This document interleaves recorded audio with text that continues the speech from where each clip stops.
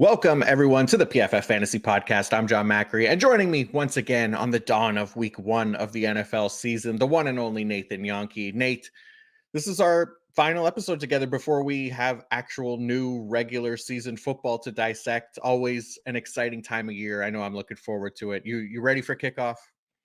Oh yeah, I'm getting ready for kickoff. It's always that weird time where it's like we are wrapping up fantasy draft season, even though I still have a draft tonight, I still have a draft tomorrow, and like there's so much news that we don't have like Jamar Chase. We don't know if he's playing. At least Trent Williams, we know he's coming back, but like teams could be hiding this injury information that we just had no idea about because they didn't have to report it until tomorrow is when the first injury reports will come out for the Sunday game. So it's a weird time of trying to figure out week one rankings while still celebrating the end of draft season. We just had our biggest day ever on the fantasy side yesterday. So thank you everyone for being a part of that and helping us throughout our journey here. But it's a fun time, but at least we get football Thursday. I think I'm excited for the game on Friday. I've usually once we get to the end of the season, don't like how they spread out so many games. And I'm Right. like, I'd like to have at least a little bit of time for myself here and there. But I think for the start of the season, I'm excited for the Thursday, Friday, all day Sunday, Monday. Yeah, I'm with you. I like the idea of the Friday game for week one a lot more than I like the Monday. They call it a double header, but like the games Yep. overlap or they're playing at the same time, which is the dumbest thing ever. So I'm glad we don't have that this week, and we actually have like the Mhm. games a little bit more spread out for week one, so we could actually watch all of them. But yeah, I'm definitely excited. I was going to call it like the calm before the storm, but it's not really because it's been very busy here for draft season. So yeah, the calm came back in like June or July. So this is going to be good. Where it's our last chance. I know you said you got a couple drafts left. I think I have one more. I had another one last night, so I got one more before week one. But yeah, before we get into week one, this is kind of like our little way to kind of recap like almost our entire offseason of discussing like so many players and looking at them in many different ways. We're again mostly done our drafts for 2024, and we might find that we've been kind of drawn towards some players in drafts more than others, or players that we rank higher than consensus. So what we're going to look at are those players who are for each of us. I think we have three each. Kind of break down what we like about them. Hopefully that they'll also like us back and be in for great seasons. So these are my guys. But first, I do want to give a quick shout out to our friends at DraftKings. NFL Week 1 is here, and a new season means new ways to get in on the action at DraftKings Sportsbook, an official sports betting partner of the NFL. Fans have spoken. We want to bet on touchdowns. DraftKings heard us and is delivering. Ready to place your first bet? Try betting on something simple like picking a player to score a touchdown. New DraftKings customers can bet $5 to get $250 in bonus bets instantly, plus one more month of NFL Plus Premium on us. Download the DraftKings Sportsbook app and use code PFF. That's code PFF for new customers to get $250 in bonus bets when you bet just $5 and get 1 month of NFL Plus Premium on us. Offer ends September 19th. Only on DraftKings. The crown is yours. Gambling problem? Call 1-800-GAMBLER. In New York, call 877-8-HOPE-NY or text HOPE-NY. In Connecticut, help is available for problem gambling. Call 888-789-7777 or visit ccpg.org. Please play responsibly on behalf of Boot Hill Casino and Resort, Kansas. 21 plus age and eligibility varies by jurisdiction. Void in New Hampshire, Oregon, and Ontario. Bonus bets expire 168 hours after issuance. For additional terms and responsible gaming resources, see dkng.co/ftball. NFL Plus Premium offer available only to new and former NFL Plus subscribers. Additional NFL Plus Premium terms at nfl.com/terms. All right, let's get in here because let's be honest, this might be like our last chance to be like fully optimistic or enthusiastic about these players before the reality of the regular season sets in, which it does comes with its frustrations and injuries, and joy as well. Don't get me wrong, it's still fun, but there's a lot that will happen that we just can't control that can frustrate us as fantasy managers. But for now, it's always sunny before week one. So let's get into our my guys for the 2024 season. Nate, starting with one of your guys here, our lone tight end on the list. Who do you got? I've got Kyle Pitts. There are a couple tight ends that I like this year, but Pitts is the one that I ended up with just because I think there are enough people that aren't as high on him that I'd rather continue to tell people that they don't have to worry about what happened the last couple seasons because a lot was going wrong for Pitts. that I think will change. First off, he's still a very talented tight end, 82.4 PFF receiving grade over the past 3 years. That's top five for tight ends over that time. So, despite some of these situations, he's still grading well for us in those situations. So, he's also still very young, still 23 years old, turns 24 this season. There are rookie tight ends that are older than him, Cade Stover being one of them. So, he's still relatively young for a tight end, still has plenty of time to continue to improve. But the situation is the big thing that I'm excited about here.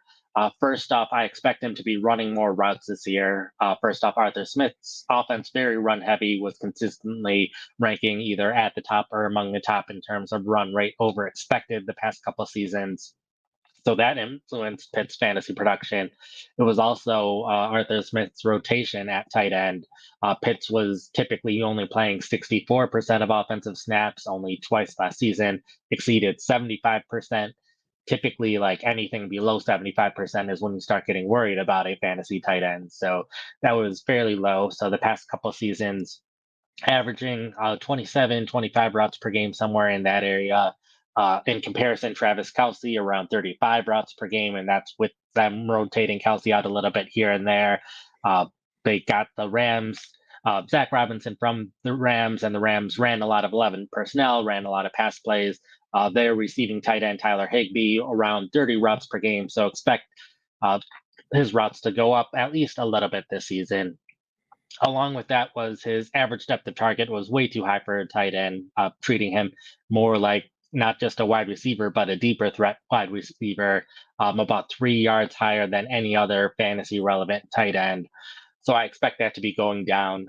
If you just looked at intermediate and deep receiving production for tight ends, for whatever reason, short passes did not count for fantasy.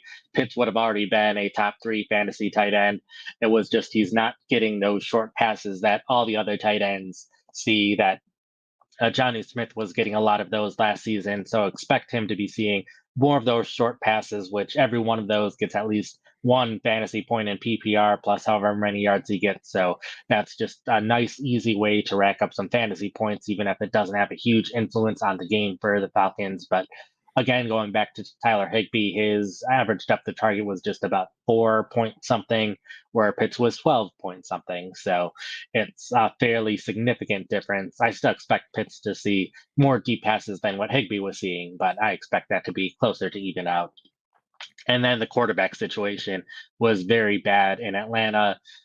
They had the second lowest PFF passing grade combined over these past two seasons. The Jets are the only team with the worst quarterback situation these past 2 years.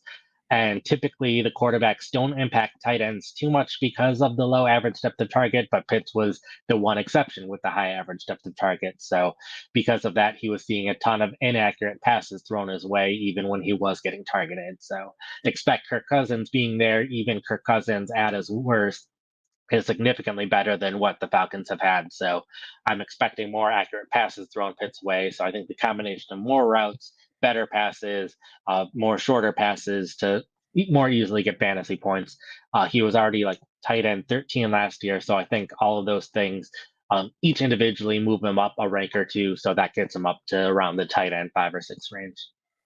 Yeah, I'm with you. I mean, I think there's even potential for him, to be that overall tight end one. Like if all things go well and work out for him, like he has that type of potential. I just, yeah, I still don't get that. There's people pessimistic about him for this season. Like it's a whole new start here. You just talked about everything that's kind of changed for him and in his favor that gives him an advantage compared to like seasons prior. Like I know, he had more receiving yards in his rookie year than the last 2 years combined. But again, like a combination of, injuries, inaccurate quarterbacks, poor usage in Arthur Smith's scheme, like all those things played a part. And injuries happen to every player, but I mean the two main things here being Arthur Smith out of the window and Zach Robinson now in and Raheem Morris as well. And then, yeah, Kirk Cousins, a massive upgrade at quarterback. He's only going to be 24 years old during the season. Like he's very much in the prime of his, NFL career. And to me, it just makes sense. Like there's a lot more reason to be optimistic about Pitts this season than there are to kind of doubt him. And if people are still pessimistic about his outlook, then they're not looking at the big picture, right? And I think, potentially going to miss out on the high upside player that he was drafted to be as the 4th overall pick a few years ago. So yeah, I'm with you. I love Kyle Pitts as well. But that's our lone tight end. We also have our lone quarterback on the list, one of my guys here. So I went with Kyler Murray of the Arizona Cardinals. And honestly, Kyler Murray, just there are certain quarterbacks that I only tend to get as my QB1 in Superflex, like Lamar Jackson, Josh Allen, Jalen Hurts, Patrick Mahomes, those kind of top tier guys. But usually in like 1 QB drafts, those guys are going before I'm kind of feeling like a need to draft a quarterback. So the guy that I believe in more, and ends up being my QB1 quite a bit, is Kyler Murray. I have him ranked as QB7, just 1 spot ahead of Joe Burrow, who tends to go ahead of him, at least on Sleeper. But I'm a big believer in him kind of returning closer to that 2021 like QB1 type form when he finished as, I think it was overall QB2 that year. But I don't think it's something that's a stretch either. Like, we've seen it from him these past 2 seasons, even when he's missed like chunks of the year. When he was back in the lineup last year, weeks 10 to 18, he was the QB 10 overall. In 2022, across the 10 games he played, he was QB6 over that span. And then over those 2 seasons combined in 2023 and then the 10 in 2022, he managed 11 top 12 finishes, which was 61% of his 18 games, and never finished worse than QB22 in the weeks that he played more than a quarter of the game. So for me, like, I love a guy that, first off, his floor is going to remain high, obviously, which is for most quarterbacks, but he has the rushing upside as well. He averaged 4.5 runs per game last season, and that accounted for 5.3 fantasy points per game, which was 6th most at the position. His rushing ability just, I think, is the main thing here. It gives him the elite fantasy upside to make him one of the more kind of enticing fantasy quarterbacks to target outside of the top 5 in ADP right now. And if he could bounce back as a passer, like he has that QB1 potential for that first top 10, top 8 quarterbacks as well. He had the shortened 2022 and 2023 seasons. Those resulted in the 2 lowest passing grades since his rookie year. But for me, there's at least hope that with a full season, he gets a big upgrade at wide receiver with Marvin Harrison Jr. coming in, that he can kind of get back to what we saw from him in 2020 and 2021. He earned an 86.3 PFF passing grade over those 2 seasons combined, which were also the most productive fantasy years of his career when he had DeAndre Hopkins as his top target. Hopkins had earned an 89.9 PFF receiving grade over that span. That was 7th at the position. But he hasn't really had like a top receiving option like that since 2022 Hopkins. It's like that since, including 2022 Hopkins, who wasn't quite as effective as he once was by that point. He's got Trey McBride, obviously one of the top options as a tight end. But then the addition of Marvin Harrison Jr., I think, should kind of provide that perfect combination of receiving talent to help push Kyler Murray over the top as a fantasy asset. So for me, I love Anthony Richardson, Jaden Daniels. They're also very much in play for me in drafts. But if I don't want to get too risky with those guys, because there are at least like question marks that, about what they'll be in a full NFL season. But Murray has been, I think, the best bet for me, where I can get relatively a safe production floor and a lot of the upside that we're trying to capture from the position as well. So that's kind of been one of my guys. Yeah, I think he's definitely a fantasy starter this year. I think my only concern is how much he's going to end up rushing with the ball. His attempts per game has been pretty much declining every season. At his peak in 2020 was 8.3 carries per game. That's slowly but surely gone down to 5.5 last year. And with the injuries he's had, I'm not sure if he's going to increase how much he's running the ball. He's also 27 years old now, which is right around the age where you start seeing rushing quarterbacks start rushing, not as much so. Even though I do think he can get back to where he was as a passer, I'm not sure if he'll get back to where he was as a rusher again. So I think he's still, even if he only runs maybe 5 times a game, that's still better than a lot of other quarterbacks in the league. So if he can be a very good passer mixed with a decent rusher, that's still a very good fantasy value. It's just, I'm concerned about that like high end upside where he would need to both get back to where he was as a passer in 2021, as well as where he was in a rusher in around 2020. And I don't think both of those things will happen. But I think as long as both of them get somewhere close, or if one of them happens, then you're still pretty happy with where he is compared to his ADP. Yep. That's fair for sure. All right, let's talk about some running backs here. So you have Joe Mixon of the Houston Texans as one of your running backs. Tell us what makes him one of your guys here. So he has been a pretty consistent fantasy starter in recent seasons, has finished as a top 12 fantasy running back each of the past 3 seasons, finishing as a top 12 fantasy running back 40% of weeks or better each of the past 3 seasons. So he is performing very well from a fantasy perspective when he was with the Bengals. Now he's with the Texans, and I think people are looking at the wide receivers and the passing game that they have in Houston and kind of using that against Mixon. And also just Mixon not practicing all offseason has made it harder for like any hype to build on him. But I think if you look at the Kyle Shanahan coaching tree, first you have Kyle Shanahan, who has the overall RB1 in fantasy, despite having Brandon Ayuk, Deebo Samuel, and George Kittle. You have the Jets, which have Brees Hall, which is early to mid first round fantasy running back, despite having Garrett Wilson on the team. You have the Dolphins, where you have Tyreek Hill and Jaylen Waddle, but despite that, we are still drafting 2 running backs who we're expecting to be fantasy starters this season. So you have a lot of teams that have good receivers, but still have elite options in fantasy for rushing.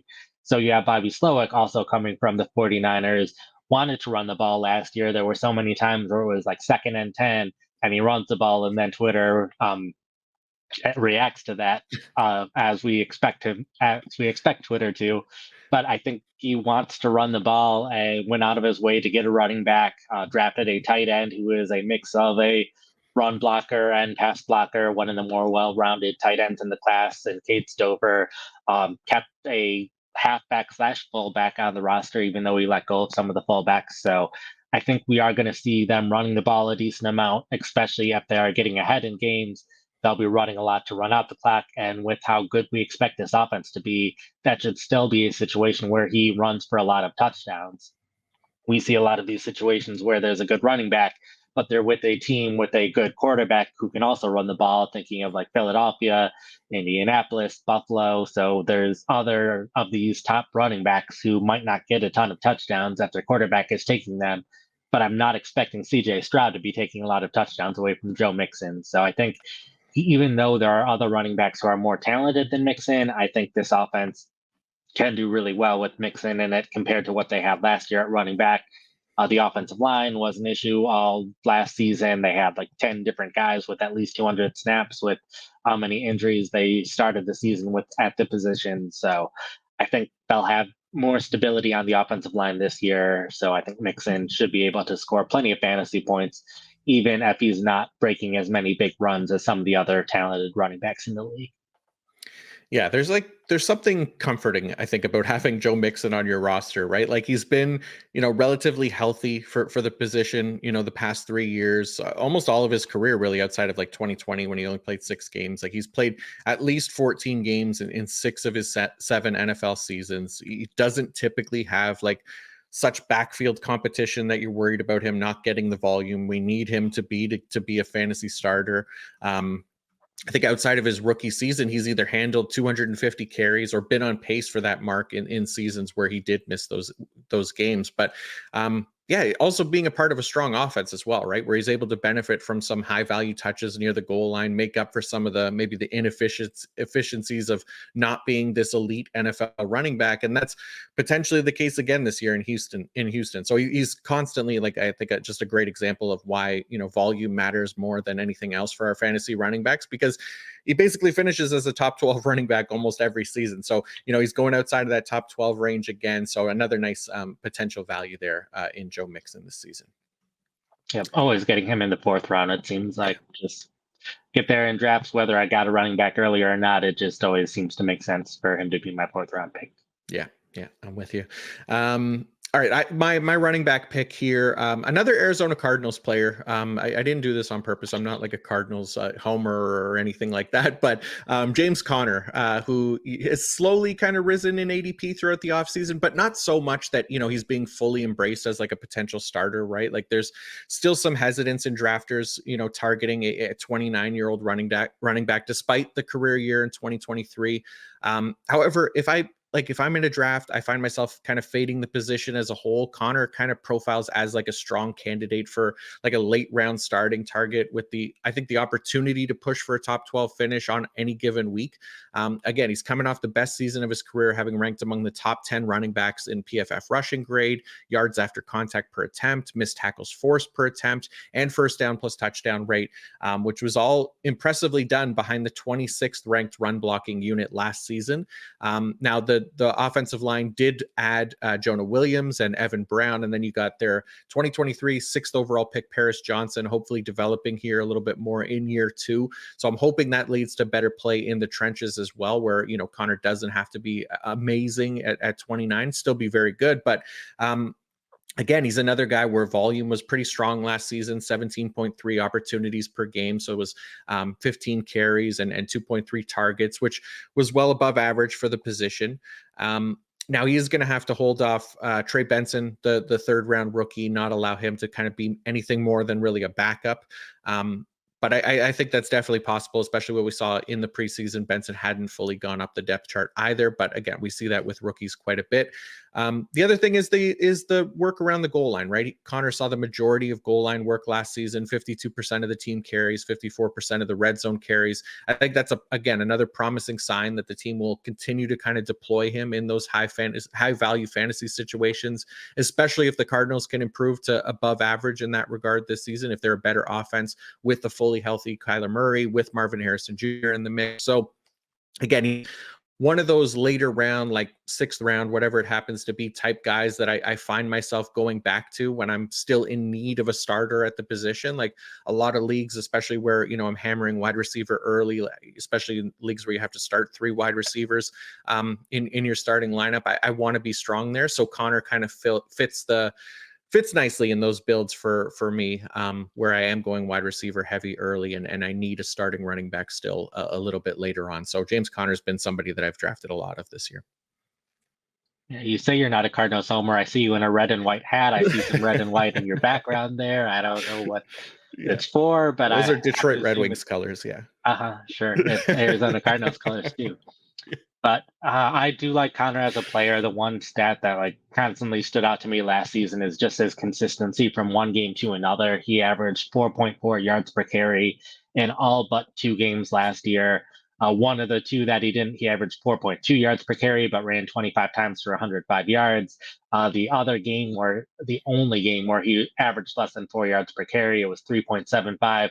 But he also caught 5 passes for 67 yards and a touchdown. So he was just good every single week last year, regardless of how good the defense was, which was good to see. And if the defense wasn't that good, he had multiple games where he averaged over 7 yards per carry. So just was a very impressive player at running back last year. So I know they drafted Trey Benson, but given Connor's age and injury history, it makes sense that they drafted a backup running back for him.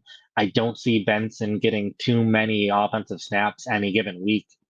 I think it'll still be Connor getting the vast majority of first and second downs, and then Amari DiMercato getting the third down work for Arizona. That's how they did it last year when people were healthy. I think that's how they'll do it again this year. And like you said, I think the big reason for him, for optimism that he can do even better this year, is the offense doing better, leading to more of those touchdown opportunities. Scored 7 rushing touchdowns last year, which was pretty decent, but I think he is capable of improving on that.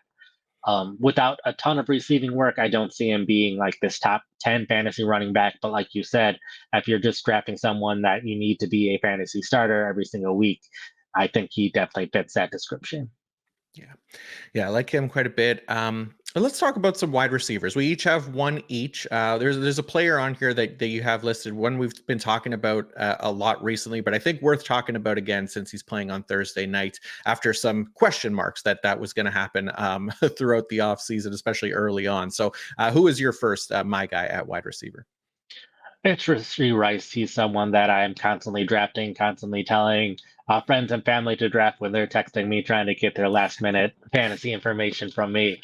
But Rice is someone that, like, at the end of last year when we were doing our drafts at the end of our episodes, and he was someone that I thought could potentially be a first round pick in fantasy drafts this year after everything that happened to end last season. He was finally seeing enough playing time, playing at least 75% of offensive snaps.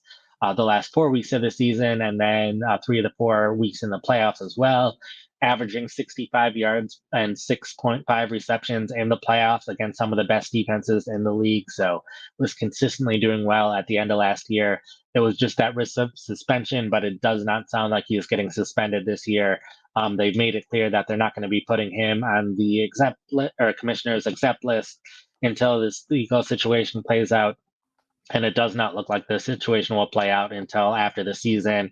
It'll get any closer to that in December at the earliest, but it doesn't sound like that even might happen. But I'm not a legal expert, so I don't know everything for sure. But from everything that I've heard and from people that I've respected, it does not sound like he'll get suspended this season. I know the other concern is the other wide receivers that they've added, especially the deep threats and Hollywood Brown, Xavier Worthy, but they are very different wide receivers playing more or less a different position, even though they're both wide receivers.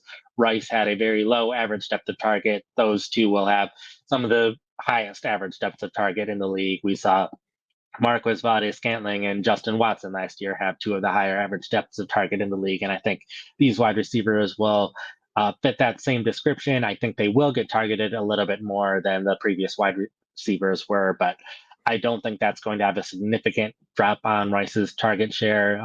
They're already the most pass-heavy team in the league. Even when they have the lead, they're still passing more than basically any other team does when they have a lead. So I don't think volume is going to be an issue for Rice. There's going to be enough passes to go around for everyone in this offense. So in the preseason, he was looking great as well. Played 23 of 24 snaps with the starters, 6 targets on 17 routes. So that's a fairly high target rate. So even if he stays around like 25%, which is around where it was last season, that's a wide receiver 1, maybe wide receiver 2, but you're getting him ideally later than the 5th round. But 5th round seems to be where he's settling in a lot of places, but definitely consider who you're drafting with, consider where the ADP is on the site that you're drafting. You might be able to get him a round or so later, just depending on those kind of situations. But if you're playing with smart people, then 5th round, maybe even a late 4th round to make sure that you get him. But I think even if he was a early to mid 4th round pick, I still think he'd be a value in that round. Yeah, I'm with you. I mean, the whole thing about the suspension, yeah, not being seeming like it's coming down in time to affect his 2024 season, obviously it is great news. We saw, him being that kind of perfect fit for this Chiefs offense. Like he proved that almost immediately as a rookie last year, even if the coaching staff wasn't fully willing to embrace him right away, because he didn't crack 30 routes all that often through like the first 13 weeks of the season. I think it was only one time, but then he was much more involved beyond that, right? And that's where we started to get kind of the reliability from him as a fantasy starter. Even though he was still providing value in those games where he was barely being used, it was just his fit in that offense was so perfect. And I'm with you, like even with the Chiefs spending kind of a 1st round pick on Xavier Worthy and getting in Marquise Hollywood Brown, like there shouldn't really be concerns about Rice being, the wide receiver 1 in this offense. Like his usage underneath and as that kind of yak type option just makes him such a strong fit for Kansas City's offense. And, they may want to, have more deep attempts this year with Worthy and with Hollywood Brown, but they're not going to go away from how heavily Mahomes and that offense leans into those kind of underneath throws and letting guys like Rashee Rice or Travis Kelce kind of go to work there, right? There's just so much volume and value in that for this offense specifically, and for Rice even more specifically. So, he's been a nice value earlier in August, and it's coming up quite a bit here recently, but I still think he's a value even if you can get him at the end of round 4, but usually 5th round is where he's been pretty comfortable getting him. Okay, my wide receiver here is Jaylen Waddle of the Miami Dolphins, and I might be setting myself up for potential like early season tilt here, because part of my like entire belief in Jaylen Waddle this season has to do with him being healthy and playing more than he did last year when he was dealing with an injury. And he was currently is currently dealing with a calf injury, has the questionable tag for week 1 at the moment. And while it doesn't sound like it's anything serious, it's still kind of annoying, right? But that being said, I think he did practice yesterday, as did Tyreek Hill, at least according to Rap Sheet. So, optimism is back. But yeah, he's heading into the fourth year of his NFL career. I don't think, it's much of a stretch to call last year like a down season in terms of his fantasy production. And again, part of that was because he was dealing with injuries and slightly limited in games that he did play.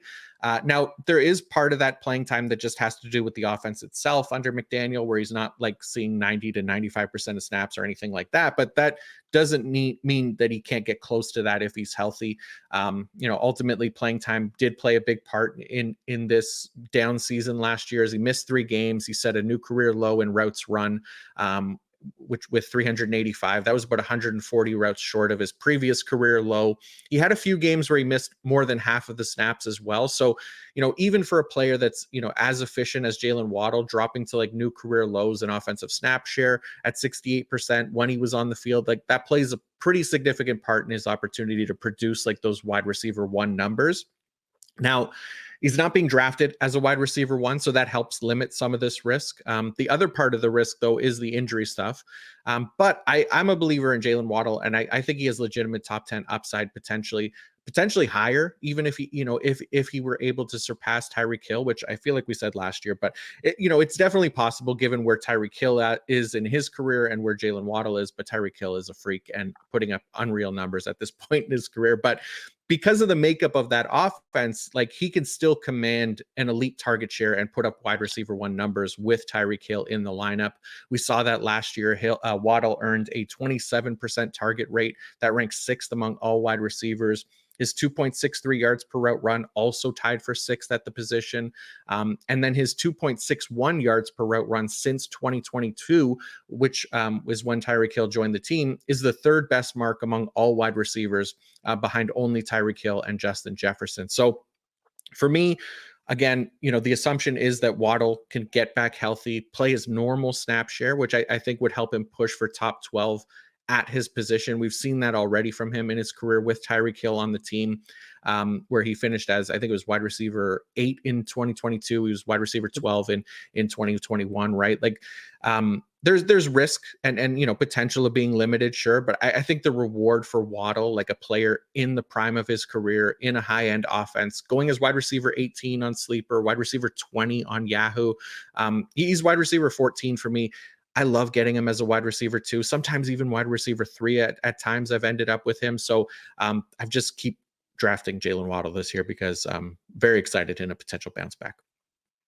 Yeah, I agree with you. I got my Dolphins jersey on, a Kenny Stills one, but a little bit older Dolphins jersey here. But I have Waddle as my league winner article for wide receivers. He's rated in the 90s this past season. Yards per route run of at least 2.55 each of the past 2 seasons, so it's been incredibly efficient. In terms of yards per route run by situation, he's in at least the 95th percentile when he's open, when he's facing zone coverage, when he's not pressed, when he lines up out wide. All situations that are related to each other, and all situations where he's in more often than not. So he's been among the league's best wide receivers. We just don't think of him as much in that way because they have Tyreek Hill on the roster as well. But like you said, he's finished as the top 12 2 of the past 3 seasons, and it was just the injuries that impacted him last season. And he still averaged 14 fantasy points per game in PPR leagues compared to the 15 he was the 2 previous years. So it was only a decrease in 1 fantasy point per game, and then missing a couple of games that impacted things. So I think he's definitely capable of getting that 1 point per game back with how well he's played. He's gotten better every single season with his production. And I also think that if he's healthy, he could see a higher snap share than he was previously seeing when he was healthy, considering the depth the Dolphins currently have at wide receiver. They have Hill and Waddle, of course. They have Braxton Berrios, who is very specifically a slot-only slot-only wide receiver, and doesn't have a high target share. We know this, so I don't think he's a concern.